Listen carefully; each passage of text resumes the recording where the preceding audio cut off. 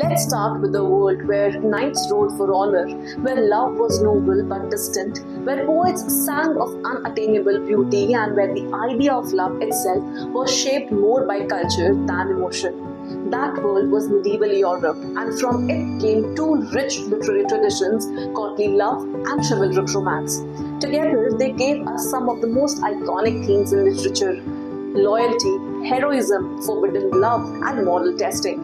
But what exactly do these terms mean? Where did they come from? And why are they so central to the study of English and European medieval literature?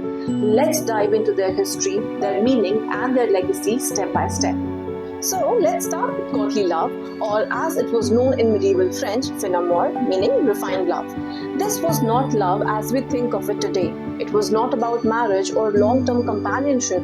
Instead, courtly love was passionate but often secret, usually outside of marriage, often between a knight and a noble lady, full of longing, idealism, and moral tension. The knight admired the lady from afar, served her loyally, and hoped for her favor, but rarely expected full union.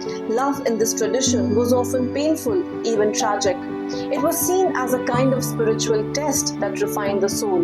This form of love was not about real-life relationships, but about an idealized code. It often functioned as a symbolic system, shaping how desire, duty, and virtue were expressed in literature. Now, the roots of courtly love stretch back to the troubadour poets of the 12th century southern France and the Christian reinterpretation of desire as both dangerous and ennobling. We had troubadours like Bernard de Ventadorn, who wrote lyric poems in praise of a noble lady who could not be reached. These early songs traveled northward, evolving into romance literature. The idea spread across Europe through courts in Aquitaine, Champagne, and England, where figures like Eleanor of Aquitaine and Marie de Champagne helped popularize it through patronage and translation. So, courtly love was not just a feeling, it was a fashion, a philosophy, and a literary tool. What about chivalric romance though? So let's turn to the companion tradition of courtly love, chivalric romance. These were the adventure stories of the medieval world, tales of heroic knights who embarked on dangerous quests, defended the weak, upheld justice and Christian morality, battled dragons, giants, and internal temptation, and yes, often pursued courtly love. So examples would include Christian de Troyes' Lancelot, Sir Gawain and the Green Knight, and Thomas Malory's Le Morte d'Arthur. Chivalric romances were fictional, but they drew from real codes of knightly conduct known as chivalry, which combined martial courage with courtesy, loyalty, and humility. These stories reflect a period when social order depended on how the nobility constructed ideals of behavior, both in war and in love. Let's also explore what makes courtly love unique in literature. So the main characteristics include love as worship. The lady is treated as almost divine. The lover serves her as a vassal would serve a lord. Then secrecy, so the love is often hidden. In many stories, the lovers meet in secret even though they remain pure in spirit. Then another feature would be suffering and longing. This love is unfulfilled and obstructed. The pain of separation becomes a sign of sincerity. Then there was also adultery or unconsummated love. So in many tales you would see that the lady is already married, and that created a moral and emotional conflict. There was also moral testing. So love becomes a test of character. It refines the knight's soul. So courtly love became a language of elevated desire, but one that required moral suffering as its price. If this is helping you understand better, imagine having this clarity for every writer, every topic, and every question that matters. That's exactly what I've created at theankitajain.com, a system for literature students who want to stop feeling lost and start feeling in control. When you join my online course, you'll get audio-video lectures that you can listen to anywhere, anytime, crisp exam-ready notes for each and every lecture, chronologies where I provide detailed lists of the works of all writers and theorists year-wise, and this makes the learning a lot more organized. Infographics that catch the eye, helping you to remember things visually, Previous year questions all sorted by author and topic, so you never study nor revise blindly. And most important of all, my one-to-one guidance, always in touch with you, motivating you. Everything in one place, designed to save your time and sharpen your focus. So, what are you waiting for? Visit www.theankitagene.com. Download our app, the Ankita Jane app, on Play Store to access free study material and mock tests. Also, join us on Instagram, Telegram, and join our WhatsApp group as well. Or you can just call or WhatsApp me directly at the number on the screen. When you're serious about cracking the exam, you don't need more content. You need a coach, a mentor who helps you make sense of it all. That's what I'm here for, and that's what I promise you.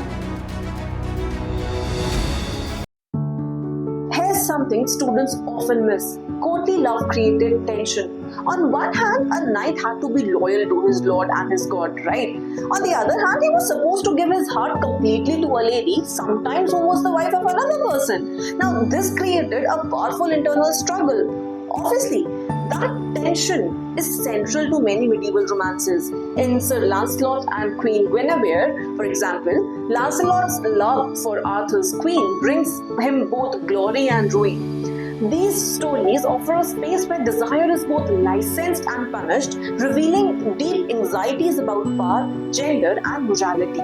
Now let's have a look at some famous examples of chivalric romance where courtly love plays a major role. So I've already given some of these examples before, I'll just repeat them.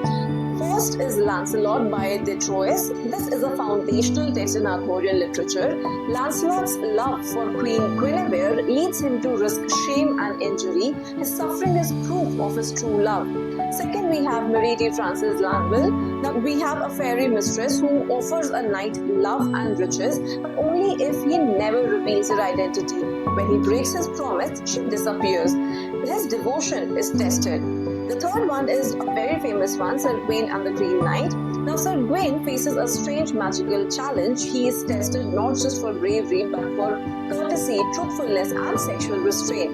Then we also have Geoffrey Chaucer's The Knight's Tale, where two knights fall in love with the same lady, and their chivalric rivalry leads to moral questions about fate, loyalty, and justice. And then we have the very, very famous, in fact, the most famous of these all, Sir Thomas Malory's Le Morte Arthur. This is the final compilation of Arthurian legends, where love and loyalty collide on a national scale, leading to the fall of Camelot. Let's also look at some criticism and reinterpretations now. So, was courtly love just a literary game? Many scholars think so. In fact, some say that courtly love was never really practiced in real life. It was more fantasy than fact. For example, one of the critics argued that many courtly love poems were misunderstood by modern readers. He believed that they often carried religious or moral allegories, not romantic intentions. Some others see courtly love as a way to explore gender roles and power structures. They note that while the lady appears to have power, the stories are still often told from the male perspective. In short, courtly love was both a celebration of love and a stage for cultural and ethical performance. So let's sum this up. Courtly love and chivalric romance may come from a distant time, but their questions, they are still with us. What is true love? Can love and honor coexist? What does it mean to serve someone not for gain but from devotion? These are timeless questions, and whether we explore them through the shining armor of Arthurian knights or the lyrical plane of medieval troubadours, we are participating in one of the richest traditions in all of English literature. With this, we come to the end of this lecture, of this video. If you like this, then do not forget to like, share and subscribe to the channel. Thank you so much for watching. I'll see you soon in the next video.